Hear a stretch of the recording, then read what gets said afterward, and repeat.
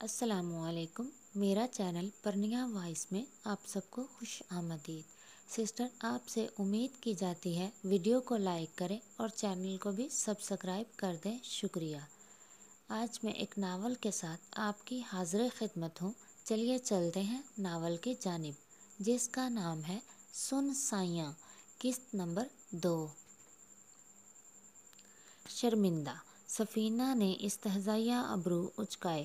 یہ نئی اطلاع دی تم نے، کیونکہ تم شرمندہ ہونے والی نسل سے تو ہو نہیں، ورنہ یوں ڈھٹائی سے یہاں نہ آتے. سیف کا چہرہ احساس توہین سے سرخ ہوا.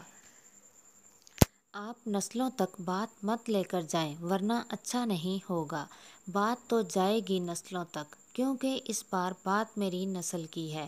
آئندہ میں تمہاری پرچھائی بھی برداشت نہیں کروں گی.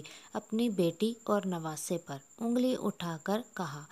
آپ کی نسل. جہیز میں نہیں بھیجا تھا آپ نے اسے؟ وہ بھی اپنی ازلی ضدی لہجے میں گویا دو بدو مقابلے پر اتر آیا. مما. تب ہی پری اندر داخل ہوئی. سیف اس کی جانب گھوما. 8 ماہ 5 دن بعد وہ منموہنا چہرہ سامنے تھا. بادامی چادر میں خود کو چھپائے محترم چہرہ گواہ تھا. وہ تمام گفتگو سن چکی ہے. وہ ایک ٹک اس کا چہرہ دیکھ رہا تھا، جو اسے اپنی جانب متوجہ دیکھ کر پلکیں جھکا چکی تھی. پیار ہو گیا ہے تم سے، خود سے زیادہ، حد سے زیادہ، سب سے زیادہ. مما، میں ان کے ساتھ جانا چاہتی ہوں. اس کا لہجہ بھررایا. سیف کے قدم بے ساختہ اس کی جانب بڑھے. سفینہ سے بے یقینی سے بیٹی کا چہرہ دیکھا، جو خون چھلکا رہا تھا. انہیں میری ضرورت نہیں ہے مما. ان کی امانت سونپ کر میں ہمیشہ کے لیے ان کی زندگی سے نکل جاؤں گی. اس کا کرلاتا لہجہ 6 نفوس کے اٹھتے قدموں کو جامد کر گیا. شہریار گمبھیر پکار پر مدد طلب نگاہوں سے ماں باپ کو دیکھا، جنہوں نے اس کی حالت سے محفوظ ہوتے معذرت خواہانہ انداز میں ہاتھ اٹھا دیے تھے. تم آ رہے ہو یا مجھے آنا ہوگا تمہارے پاس؟ اگلے پل لاؤنج کے دروازے میں آتے شخص کو دیکھ کر شہریار بوکھلا کر کھڑا ہوا. مم، میں آ رہا ہوں. لا لا. ایک بار پھر سے ماں کا چہرہ امید سے دیکھا. اس کی یہ معصومانہ ادا سیف کو مسکرانے پر مجبور کر گئی، مگر وہ ضبط کر گیا. امی، آپ کو خالہ کی طرف جانا تھا نا؟ میں لے چلوں آپ کو؟ 2 قدم چل کر وہ پھر سے ماں کی جانب پلٹا. سیف اس کی چالاکی پر اش اش کر اٹھا. نہیں میرا بچہ، وہ تو میں قاسم کے ساتھ چلی گئی تھی. آپ جاؤ، بھائی بلا رہا ہے. شہریار بے چارگی سے ماں باپ کے متبسم چہرے دیکھتے سیف کی جانب بڑھ گیا، جو اس کو اپنی جانب آتے دیکھ کر مسکراہٹ دبائے پلٹ گیا تھا. کل کالج اور اکیڈمی سے چھٹی کیوں کی تھی؟ شہریار، جو کمرے کے بیچوں بیچ مجرمانہ انداز میں سر جھکائے کھڑا تھا، سوال پہ نگاہ اٹھاتے سیف الملوک کو ٹریک سوٹ میں ملبوس ڈریسنگ روم سے باہر آتے دیکھ کر کراہا. یا اللہ، پلیز بچا لیں، کچھ پوچھ رہا ہوں میں. شہریار کو بے بسی سے آسمان کی جانب دیکھتے پا کر اس نے ٹوکا تو وہ متوجہ ہوا. لالا، وہ دراصل مجھے اپنے دوست کے بھائی کی منگنی میں جانا تھا، اسی لیے. دوست کے بھائی کی منگنی میں تمہیں کیوں انوائٹ کیا گیا؟ چلو کر بھی لیا تو جھوٹ بولنے کی کیا ضرورت تھی؟ قاسم لالا یہاں تھے، مگر میں تو وہیں تھا نا. مجھے اطلاع ملی محترم کالج گئے ہیں. کیا تمہیں سچ میں لگا تھا کہ میں اتنا ہی غافل ہوں؟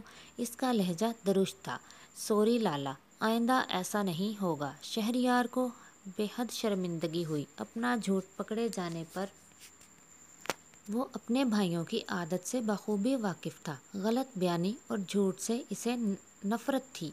یہی تمہارے حق میں بہتر رہے گا، لیکن کل کے جھوٹ کی سزا کے لیے تیار ہو جاؤ. 2 منٹ میں چینج کر کے آؤ. پلیز لالا، آج نہیں. بحث نہیں. موبائل اور گاڑی کی چابی لیے شہریار کو گھورتے وہ باہر نکلا تو وہ بھی منہ پھلائے اپنے کمرے میں چلا گیا. 10 منٹ بعد وہ ٹریک سوٹ میں ملبوس آیا اور سیفی کی جانب دیکھے بنا باہر نکل گیا۔ اس کے پاؤں میں چوٹ لگی ہے بیٹا، دھیان رکھنا، شارکا نے کہا تو سیف مسکرا دیا۔ آپ پریشان مت ہوں، صرف کمپنی کے لیے لے کر جا رہا ہوں۔ کیا ہوا، تم لنگڑا کر کیوں چل رہے ہو؟ گاڑی لاک کرتے سیف نے شہری کو دیکھا۔ پاؤں میں درد ہے، اس نے منہ بسورا۔ سیف کو اس پر پیار آیا، مگر وہ بتا کر اسے یہ تاثر نہیں دینا چاہتا تھا کہ وہ اس کے جھوٹ کو معاف کر چکا ہے۔ چوٹ کیسے لگی؟ سیف اس کے ہم قدم ہوا۔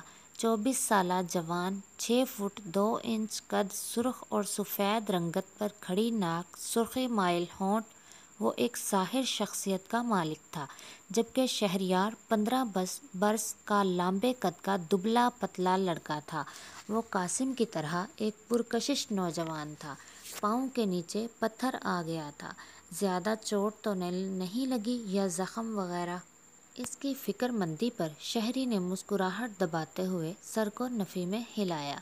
ٹھیک ہے، تم یہاں بیٹھو، میں 2 راؤنڈ لگا کر آتا ہوں۔ شہریار تابع داری سے سر ہلاتے ہوئے سنگی بینچ پر بیٹھ گیا، جبکہ سیف الملوک نے ٹریک پر دوڑنا شروع کر دیا۔ وہ شہر میں بھی جم جاتا تھا، جو اس کے گھر میں ہی تھا، لیکن وہ جب یہاں گاؤں آتا، اسے کھلی فضا میں سبزے کے بیچ بہت لطف آتا تھا۔ ایکسرسائز کر کے یہ اس کا اور قاسم کا مشترکہ مشغلہ تھا۔ انہیں کریز تھا رننگ کا، جس کے لیے انہوں نے ڈیرے پر ٹریک بنوایا تھا۔ شہریار بازو سینے پر لپیٹے بہت محبت سے اسے بھاگتے دیکھ رہا تھا، جو پسینے میں شرابور تھا۔ کیا دیکھ رہے تھے یار؟ 5 منٹ بعد سیف الملوک اس کے سامنے کھڑا پوچھ رہا تھا۔ شہریار نے سر کو نفی میں ہلاتے ہوئے پانی اس کی جانب بڑھایا۔ آپ شہر کب جائیں گے لالا؟ 1-1.5 گھنٹے تک تم میرے ساتھ ہی چلو گے، سنجیدگی سے کہتے آپس کے لیے پوزیشن سنبھالی۔ آ جاؤ شہری، وہ اسے اپنی پیٹھ پر بیٹھنے کا کہہ رہا تھا۔ لالا نہیں۔ شہریار روحان سا ہوا۔ سیف نے اسے گھورا۔ یہ تمہارے جھوٹ کی سزا ہے۔ اگلے سیکنڈ میں اگر تم یہاں نہ آئے تو مجھ سے برا کوئی نہیں ہوگا۔ اس کی دھمکی کارگر ثابت ہوئی۔ شہریار صاحب اگلے پل سیف الملوک کی پیٹھ کی سواری کرتے بند آنکھوں سے آیت الکرسی کا ورد کر رہے تھے۔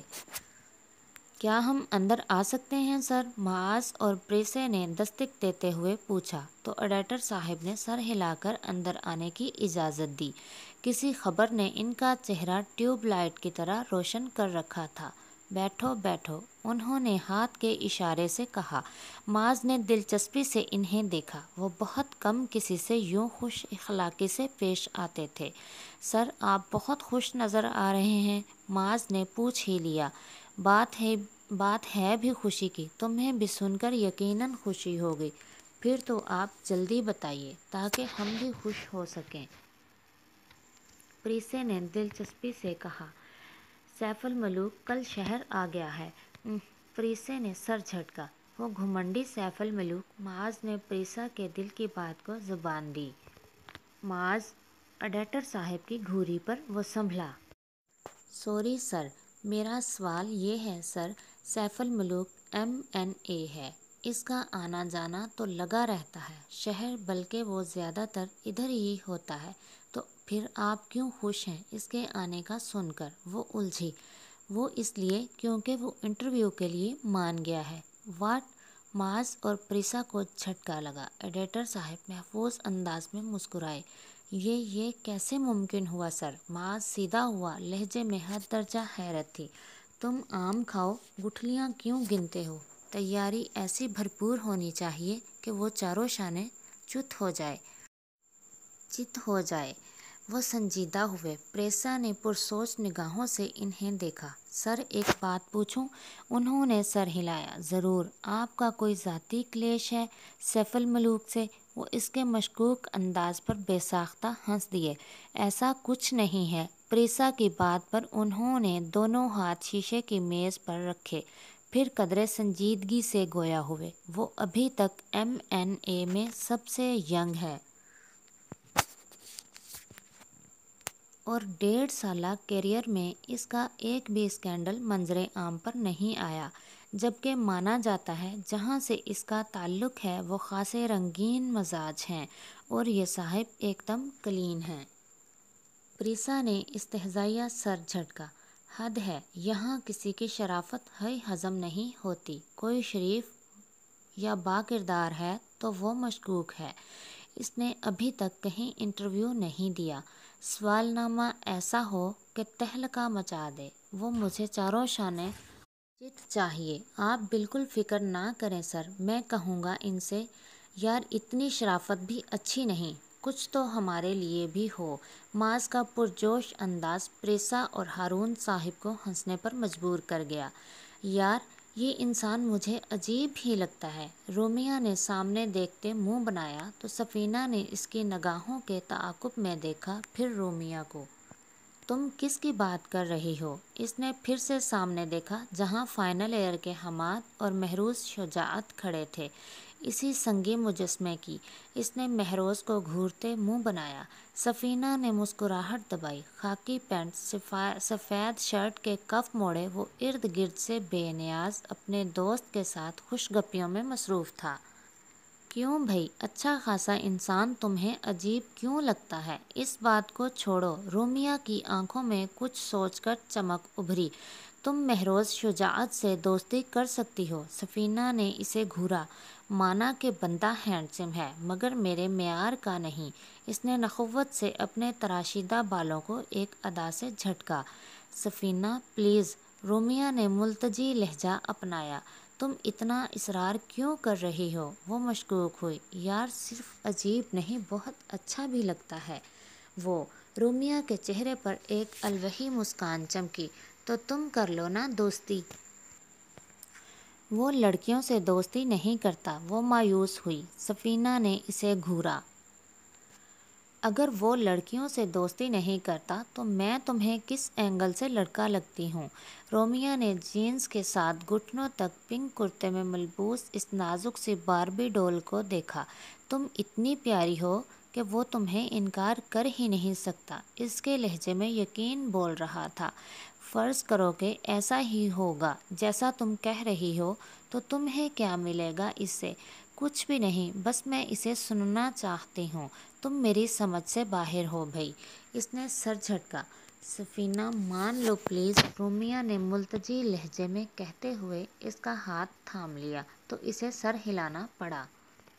سیف الملوک کے دیے وقت کے مطابق وہ پچھلے پون گھنٹے سے اس کے آفس میں موجود تھے، جبکہ اس کی کوئی خبر نہ تھی۔ پریسا کا چہرہ گواہ تھا۔ اگر وہ اس وقت سامنے ہوتا تو پریسا اس کا سر پھوڑ چکی ہوتی۔ پیازی رنگ کی شرٹ ٹراؤزر کے ساتھ ہم رنگ شیفون کے دوپٹے کو گلے کے گرد مفلر کی طرح لپیٹ کر دونوں پلو سامنے گرا رکھے تھے۔ کلائی میں نازک سی ریسٹ واچ روٹین سے ہٹ کر وہ آج اچھی لگ رہی تھی، ہلکی سی تیاری میں۔ اس نے سیل اٹھا کر جارحانہ انداز میں ہارون صاحب کا نمبر ملایا۔ سر وہ آپ کا چہیتا ابھی تک نہیں آیا۔ ہم پچھلے پون گھنٹہ سے یہاں بیٹھے خالی آفس میں مکھیاں مار رہے ہیں۔ دھیرج بچے دھیرج، ہارون صاحب نے اسے شانت کیا۔ مصروف ہوگا تب ہی نہیں آیا، ورنہ وہ جان بوجھ کر انتظار نہیں کرواتا۔ میں اسے اتنا تو جانتا ہوں۔ تب ہی آفس کا گلاس ڈور کھولتے brown two piece white shirt میں ملبوس باوقار چال چلتا سیف الملوک اندر داخل ہوا۔ معاذ نے پلٹ کر دیکھا، پھر کھڑا ہوا۔ میں بتا رہی ہوں سر، اگر وہ 5 منٹ میں نہیں آیا تو میں چلی جاؤں گی۔ سیف پریسا کی کرسی کے عین پیچھے آ رکا تھا، جبکہ معاذ کو کھڑے ہوتے ہوتے دیکھ کر پریسا نے سوالیہ ابرو اٹھائے۔ السلام علیکم۔ سیف اس کے قریب سے گزر کے پاور سیٹ کی جانب بڑھ گیا۔ پریسا نے لب کچلتے کال ڈراپ کی۔ اپنے ہی آفس میں کوئی چوروں کی طرح دبے پاؤں آتا ہے؟ بیٹھیے پلیز، نرمی سے کہتے شاہانہ انداز میں ان کے مقابل کرسی سنبھالی۔ تصاویر کی نسبت وہ زیادہ ہینڈسم اور وجیحہ لگ رہا تھا۔ تھینک یو سر، آپ نے اپنے قیمتی وقت سے ہمارے لیے وقت نکالا، معاذ نے شائستگی سے کہا تو سیف نے سر خم کیا۔ اٹس اوکے معاذ، مگر میرے پاس زیادہ وقت نہیں ہوگا۔ آپ کے لیے اور کیا لیں گے آپ لوگ؟ ایک نظر باری باری دونوں کو دیکھا۔ انداز گفتگو بھی امپریسو تھا۔ ہم پچھلے 1 گھنٹے سے یہاں آپ کا انتظار کر رہے ہیں اور آپ کے آفس سے دربار 2 بار چائے بھی پی چکے ہیں۔ پریسا کے ازحد سنجیدہ لہجے پر معاذ سیف الملوک نے اس کی جانب دیکھا۔ میں ہارون صاحب کو پہلے ہی بتا چکا تھا، میرے پاس وقت نہیں ہے فی الحال، لیکن انہوں نے کہا آپ لوگ انتظار کر لیں گے تو اس انتظار میں میرا کوئی قصور نہیں، سو میں معذرت نہیں کروں گا مس۔ اس نے فریش لائم جوس منگواتے سنجیدگی سے جواب دیا۔ پوچھیے میڈم۔ کرسی سے ٹیک لگاتے سیف الملوک قدرے پرسکون نظر آیا۔ پروفیشنل انداز میں کیے گئے سوالات کے اس نے مدبرانہ جوابات دیے تھے، لیکن جب اس کے فیملی بیک گراؤنڈ کا ذکر ہوا تو اچانک پریسا کا لہجہ بدلا۔ اس کے رویے میں تناؤ اور چڑچڑاہٹ کے ساتھ غصے کا عنصر نمایاں تھا، جسے سیف بھی محسوس کر چکا تھا۔ میں ایک پرسنل سوال پوچھنا چاہتی ہوں، پریسا نے سیف کا سنجیدہ چہرہ دیکھتے کہا۔ میرا خیال ہے ابھی جو آپ میرا شجرہ نسب کھنگال رہی تھیں وہ سب پرسنل ہی تھا۔ پریسا کی طرح وہ بھی ایک دم روڈ ہوا تھا۔ معاذ نے بغور دونوں کا جارحانہ انداز دیکھا۔ چکر کیا ہے یار؟ چلیے ملتے ہیں پھر اگلی قسط میں بہت جلد انشاءاللہ، تب تک کے لیے اللہ حافظ۔